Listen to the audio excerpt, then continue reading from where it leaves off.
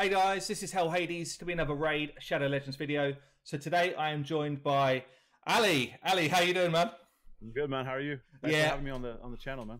Oh, really good, really good. No, thanks for coming on. So AliAlPlays has come to me and basically said, great idea. Why don't we let people know about some of the underrated epics in the game? Some of the ones which are not kind of top tier, top of all the tier lists, but have actually got a really good purpose in the game. So what we're going to do is a two-parter video. Basically, we've got 10 of the most underrated epics coming in this video, and then I'll put a link below for Ali's channel so you can go and check out the second part where we're going to do the following 10. I guess before we get started, for anyone that hasn't come across Ali, give us a bit of a background of yourself, man. How long have you been playing the game for?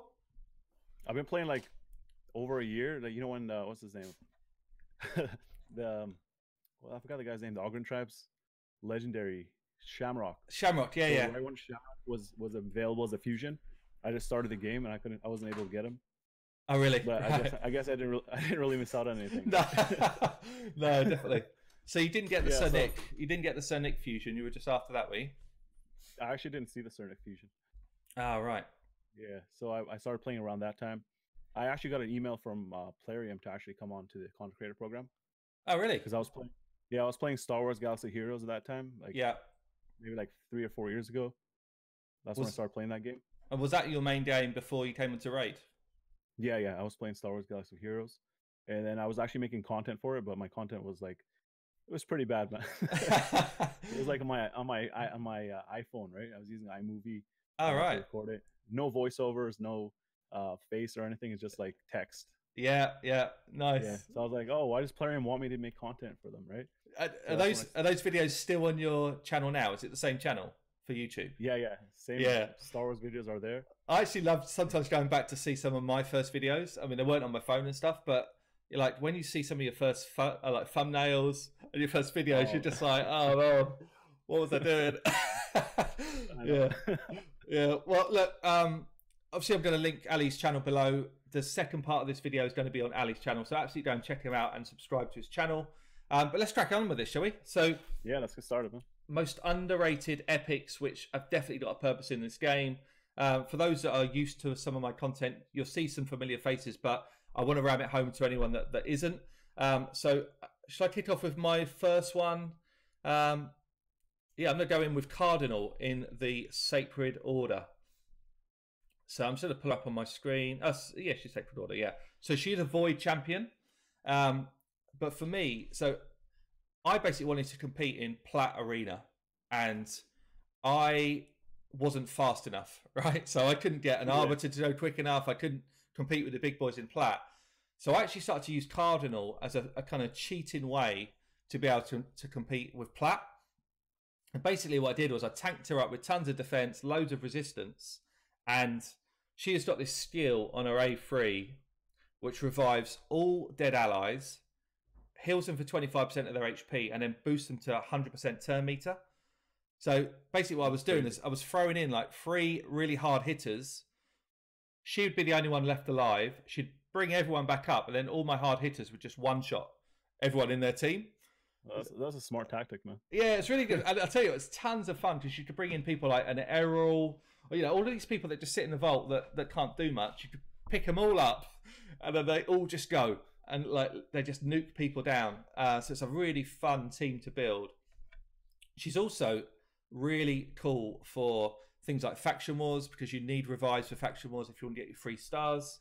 I've actually used her in Clan Boss as well. Just generally pretty solid champ. She's got a poison as well in her A1, so for Clan Boss she's pretty relevant.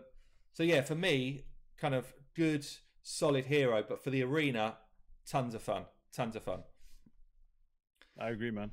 I actually didn't know she was that good with that A3 yeah, redemption. Like all heroes. I mean, it's on a 5-turn cooldown if you book her up, but still to bring all dead allies back with 100% turn meter is pretty insane. That's a game changer for arena for sure. Yeah, definitely, man. So do you want to kick off with one? Yeah, so for me, I'm going to go, my first underrated epic champion is going to be from the Bannerlords faction, and it's going to be Warcaster.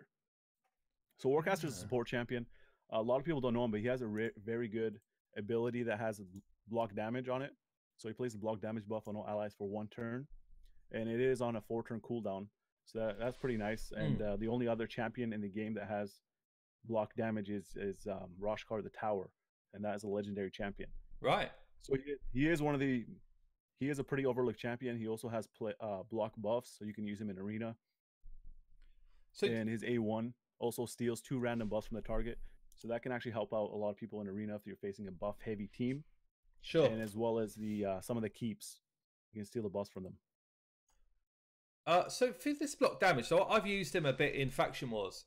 How do you set it up so that, because it's only 1 turn, I find him quite difficult to use? Because generally, like, unless you've got it speed tuned so that they're not going to go, the buff just drops off. Do you know what I mean? It's I get it, block damage is huge. I find him quite difficult to use. But I actually didn't realise that about his A1 as well. Yeah, for 1 turn, is not really helpful for Faction Wars, but if you use him for arena or something like that, that would be pretty big. Yeah, nice. Yeah, but for Faction Wars now, unless you have somebody else that is able to extend duration of the buffs. Yeah, maybe like Valerie. She's one of the rare champions. She's able to do that, and you can actually farm her from the campaign. Yeah, but it feels like actually all of his kit is arena, isn't it? You got block buffs, AOE on his A2 as well, which is really solid in the arena. Yeah, nice. Okay, cool. Good chat. All right, what's next?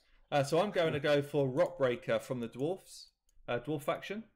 So this guy, I've done a guide on this guy actually. He is one of my favourite epics in the game and totally overlooked. Like, he has got this passive which is insane.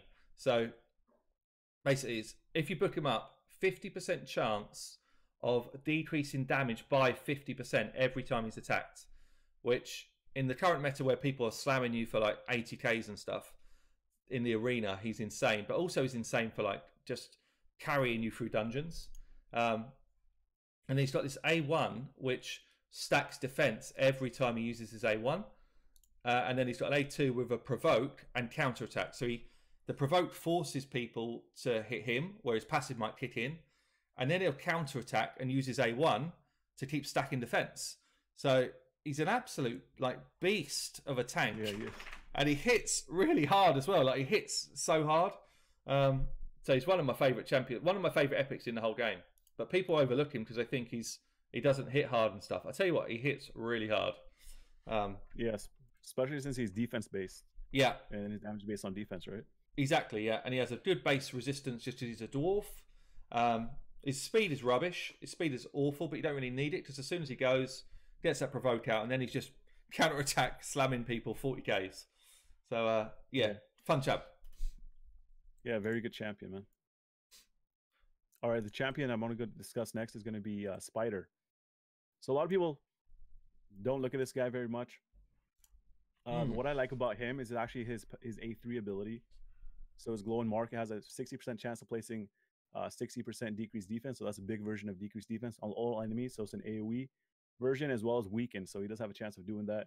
It's on a 5-turn cooldown. But what makes this ability very good is that you can actually use it in Spider. I know he is weak affinity to Spider, but this doesn't count as a hit, so he can't actually get weak hits on it. So he can't get weak hits. Yeah, because it's not really a hit. It's just basically a debuff. You just okay. Yeah. So that's what you can use him for if you need help with that. A lot of people do use Rosin, but Rosin can get weak hits with his A2. So this guy is actually, in my opinion, a better option than Rosin for people who are struggling with Splatter's 20. That's really nice, actually. I didn't realize that mechanic. I thought you'd still got a weak chance to land it. So, well, you do have a less of a chance, but you don't have a chance of getting the weak hit, which is like like 30%, right? Yeah, definitely. That's cool, actually. Yeah. So that's really helpful for players who are struggling with Splatter's Den. So it's definitely underrated for that. And his Calamity ability is an AoE, so you can probably, if you need to, you can build him with a stun set, so it'll help you out with Splatter even more. Yeah. And it decreases the duration of all buffs by 1 turn. And then he places decreased attack as well, so that's actually going to help as well, help you mitigate the damage and stay alive longer. And using multiple strats, so whatever strat you want to use, HP burn strat, or if you want to use the nuking strat. And his A1 is not that good, but it's always nice having removing 1 random buff from a target. Yeah, so you're not really going to use that in Spider though. Do you use him anywhere other than Spider? Have you tried him anywhere else? And found I don't use him anywhere else. No, okay. He's but for better than I Spider, thought. Yeah. yeah, for Spider, his name is Spider. Yeah, definitely. I guess they're trying to tell us something there, right? He's also got a speed aura, isn't he? Speed aura Yeah, he does. 25%, which is pretty solid as well. Yeah. Oh, nice. Yeah, so I guess he's definitely a choice for people that he's always overlooked for people who are looking for a decreased defense and a weaken. Yeah, for sure. Okay, man. Well, let me move on to one of my favorite champions actually in the whole game right now is in the Orc faction, Sandlashed Survivor.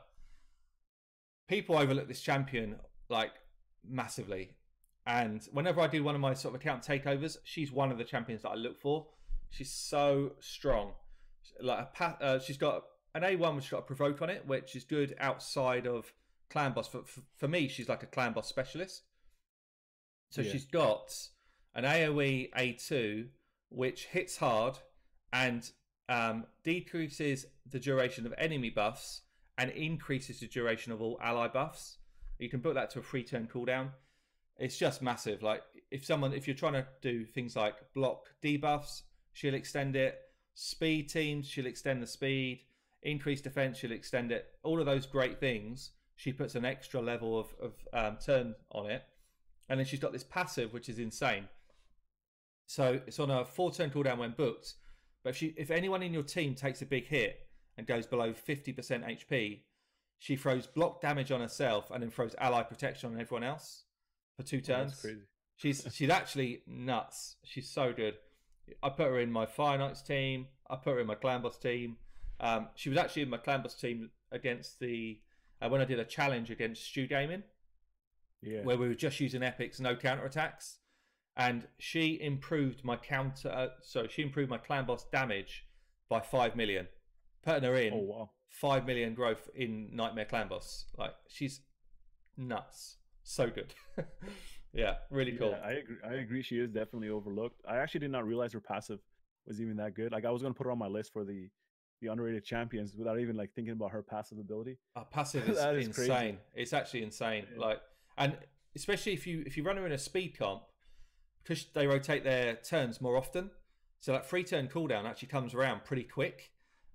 So every time that kind of second AoE hit comes in from the clan boss, where everyone gets a massive slam, she blocks tons of the damage. She blocks it outright. Yeah, crazy, really good champ. I gotta get me one of these, man. Yeah, she's amazing. She's excellent. And then to top it off, she also has a universal aura skill, so she has the increased defense of all allies by 25%. Which is quite a high number as well. 25. I mean, it's up there with like the Tyrells and that, isn't it? So yeah, that's like Tyrell right there. Yeah. Okay. All right. So my next champion is going to be in the Ogren tribes, and it's going to be Shatterbones. So people always overlook this guy because he looks like Maneater. Yeah. Well, this guy is actually, I don't know. I think it feels like he's criminally underrated, man. So I've not really had anything to do with this champion. I don't even really know what he does. Yeah, that's the thing, man. Yeah, he doesn't really excel at everything, but he does a lot of things with his kit. Like he's doing multitude of things. His A1 is actually not that good, but he places a 25% increased attack buff on all allies if he crits. So I guess Maneater has the opposite, where he does a decreased attack on all enemies. He has that ability, but that's not why he's here. He's actually here for his A2 and his A3 ability. So his A2 ability attacks all enemies 3 times. So he's got a triple hit with AoE. And then he has a 50% chance to decrease the turn meter by 30%. And if you book that, it's going to be 55. It's going to be 100% chance. Nice, yeah. 75% chance to decrease the turn meter on a 4-turn cooldown. Yeah. Does he hit hard? He's not bad. His damage is not bad. And his A3 ability, he places a decreased speed debuff on all enemies for 2 turns, and he fills his turn meter of all allies by 25%. So he's got like a Lysandra thing going on. Yeah. He's much better than I thought he was. Even the A1's not bad. Like increase attack buff on all allies if he gets a crit. Like it's a weak version, but better than nothing, right? Yeah. He's much better than I thought he was. Yeah, like that A2 for me, like that A2 is really nice if you use it in arena. You just go right away, triple hit, decrease turn meter of enemies, or if you want, you can also use his A3 right away, whichever one you prefer. Yeah, that's almost a bit of like an Ethos A2, isn't it? Triple hit, AoE. Yeah, nice. Yeah, so I guess the thing is though, when I actually used him before, I didn't really have good artifacts. So maybe I'm gonna do a video, trying to utilize him with better gear. Yeah, that'd be See really how much cool to damage see he can actually actually. do. Yeah, for sure. Yeah. And then he's All right, got you an got next. aura as well. What's he got? An arena aura? Accuracy. Accuracy. Okay. Yeah. Yeah. So yeah. Sorry. Next for me then, I've got an undead. This guy is actually insane. Catacomb Counselor. So for anyone who does not own a counter-attack champion, yeah. So if you don't have the Skull Crusher, the Martyr, or the Valkyrie, these are the champions that you should look for. Anyone that's got this kind of ally attack, this one's got a triple teammate ally attack on his A3. It massively ups your damage if you cannot do a counter attack comp. Like, I mean, I'm lucky now that I've got a Lanicus, which is a legendary, but before that I was using Catacomb, and he's insane. Like, doing this triple attack on a 4-turn cooldown, you just chunk so much damage. And again, I used him in a clan boss setup. If you've got lifesteal on your gear, if you've got lifesteal gear on, sorry, then it helps you top your health up because there's another attack to top your life up. He also has got an increased attack on himself in his A1. It's not really that much of an A1 to be fair. And he's got like a self heal on his A2. So it's almost got like an inbuilt lifesteal on his A2. But his A3 is what it's all about. And you'll be surprised by how much damage you boost in your team having someone like this in your team. Like, if you can't counterattack, get yourself an ally attack champion. Really cool. Yeah, I agree, man. I actually had this guy on my list as well. I don't think you even need to build lifesteal on him because he's going to be, that the A2 ability. He's going to be healing by 20%. And if you got like Giant Slayer or War Master, whichever you prefer, probably War Master. And he's going to be topping his health up. And if you have a healer, maybe like a Battle Khazar or even like a Jarek or something with a passive heals, he should be okay. So I think he's a very good champion. I'm not sure about the skin on this one. This is actually so he's meant to be a mummy, isn't he? Meant to be a mummy. He's one of the ones which I don't think they've actually done that great a job on him. Like, from the back, he looks cool. Then you see his face, you're like, oh man, you're. He looks like, he kind of looks like Zalota. Yeah, he does actually. Yeah, he does. Yeah, like a dead version, right? Yeah. Right, what have we got next, man? All right, so next up we have from the High Elves faction, Marksman. So Marksman actually did get reworked. I actually don't remember what his kit used to look like before. Do you remember? Well, just kind of like the same, but a weaker version. Almost the same. Yeah, so I think his poison only lasted 1 turn. Was the main difference? Yeah, I guess. So this guy I think he's very good in clan boss primarily because of his 5% poison on his A1. It's only once, right? But he also has a 15% chance of granting an extra turn. Now, he doesn't work really well with a counterattack team, but for people who do not have him and want to build like a speed team, because he also does have turn meter manipulation, so you can speed boost your team on his A2 ability. Yeah. So he fills the turn meter of all allies by 20%, and then he has an extra 15% chance of inflicting a critical hit. So you can actually, I wouldn't say you can build him with less crit chance because you do need the crit chance for his A1, right? So you do need 100% crit chance. So I guess Plarium kind of messed up with that. Yeah, because he will 100% place a poison if he crits. Yeah. So I guess Plarium kind of messed up with that. If they added that 15% onto his A1, I think that would be better. Yeah, it would be for sure. His A3 is a quadruple hit, which I really like. I like multiple hits, man. And then each hit has a 25% chance to ignore defense, so that can also help. I wouldn't say you can build him with Helm Smasher because you do need him with the tier 6 mastery, the War Master. Yeah. Or Giant Slayer. But so this is saying it's a 25% chance to completely ignore defense. Yeah, you get 4 chances to do it. Yeah, nice. Okay. That's very nice, yeah. Yeah, I like that. Yeah, that's about it. I mean, he I did try him out actually when I was doing some of my epic stuff with Stu. He didn't land poison as much as some of the other big guys, but the rest of his kit's really interesting and really cool. But he just, like, comparing to an occult brawler, he doesn't land as much poison. That's the only thing I found with him. But his kit's actually much better than it was, for sure. Yeah. Definitely someone that people sleep on now, because in old tier ratings he was dreadful, right? It was terrible. Yeah, he was. Before they the thing is, the way I look at it is that he can actually be like an off poisoner that can play like a support role and a little bit of a poison role, but I don't know if people really need that for their teams. But Mm. if they don't have everybody else, I guess he's a good option. But this A2 is nice. Like the turn meter boost on your whole team is actually very, very nice for Clan Boss. Yeah, cool. Okay, so I'm going to go into my last one here. We've got Demon Horde Excruciator. Now this is a champion that I don't personally have built, but I've seen some really fun stuff out in terms of content from Fighting Cows has built one really well, and I've seen this champion in the arena quite a lot. So she's got quite a unique kit. She's got a passive that places a veil on her at the beginning of every round.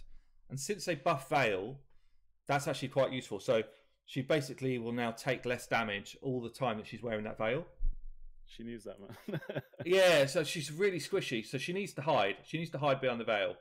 But she's basically, she has an A1, attacks one enemy. Damage increases by 20% when she's attacking under a veil. She has a veil every time she has a turn. She heals for 25% of the damage that she does when she's got the veil on. And then she's got the A2, where her damage increases by 35% when she's under a veil. And then basically champions cannot be revived when they get killed by this one. Now, she can nuke somebody 100% of their health easily in decent gear. She's the sort of champion that you want to partner with Cardinal that I had earlier. And she just comes out full beans, literally like unloads on someone and takes them out and they cannot revive. Really good for the current meta. And then she's also, if you don't land the kill on the A2, she can also drop turn meter. So she drops turn meter by 100% and she steals it. So potentially what she does is basically has 2 turns or nigh on 2 turns. So really interesting champion, very unique kit. You have to build her in a certain way and you need a team to protect her because she's very squishy. But if you can keep her alive and get her to have turns, then she's pretty insane. Yeah, I've actually done a video on Excruciator. Oh, you have? Okay. So I was like, she can one-shot Torment. So I actually was using her when Torment came out. Nice, nice. One-shotting Torment, and then that's it. He doesn't come back to life or anything. So I just use her to get him out of the way. I don't care if she dies after or whatever. Torment's gone. Yeah. How did you build her? What sort of gear sets did you use? I use a lot of crit damage. I got a 100% crit rate. Yeah. I used crit damage and cruel sets. So crit damage and cruel sets. Sure. And yeah, she did a lot of damage. She was really good. Oh, nice. Yeah, but you got to give her that 50% increase attack, which is very good on her. So I was using Duchess with her. Yeah. So she's taking less damage, and yeah. And she gets the perfect veil, which is even better. Yeah. Nice. Yeah. Okay. What's your last one, man? All right, my last one is going to be still in the High Elves faction. I know a lot of people just look at the Tyrells and the Royal Guards. Yeah. We're gonna take a look at the Luthia. Luthia. Yeah. So she's one of those champions that in the beginning, like when I first started, when I opened up my clan, I noticed a lot of people in my guild was actually using her to help them out in Clan Boss. And the reason being is that she actually has poison on her A1. It's a 5% poison. There wasn't really a lot of good options back then. I mean, they did have Outlaw Monk, but people didn't want to build an uncommon champion. Yeah. So they were using Luthia. She was actually hitting pretty hard, so they can like double dip. So they were using her in arena as well as the Clan Boss. Right. And then she's got a triple hit on her A2 that places freeze. So that's very good for in arena as well, and help you out in a lot of other areas of the game like dungeons. And I wouldn't say she's good in Faction Wars, but maybe earlier stages. And she also has an AoE that has a 100% chance if you max it out to place a decreased speed for 2 turns. And yeah, overall, I would say she is a pretty underrated champion, and she's pretty solid. Like, she can help out a lot of newer players. Obviously, the people who are close to endgame are not going to be using her, but if you have her in your roster and you need help in content, she's definitely a solid choice. Yeah, because actually AoE decreased speed, the big version, is pretty rare as well, isn't it? There's maybe only like 5 or 6 champions, I think, that have got that. Yeah, I don't see too much that have that. And like you say, freeze is probably the best debuff in the game if you can get it to land. So yeah, cool. I probably totally overlooked this champion. I don't think I've ever seen one built out, but better than I thought. Better than I thought. Yeah, we all learned something. yeah. Cool. Look, so look, that's going to be the first 10, guys. There's going to be another video to follow this up. Ali, thanks for coming on the channel, man. Obviously, I'll post your details below. And yeah, we'll get the second video out. Literally, it's going to be out straight away, guys. So go and check out Ali's channel for part 2. We'll see you soon, man. Thanks for taking the time out of your busy schedule to have me on your channel, man. No worries at all, mate. I'll catch you soon, mate. No problem.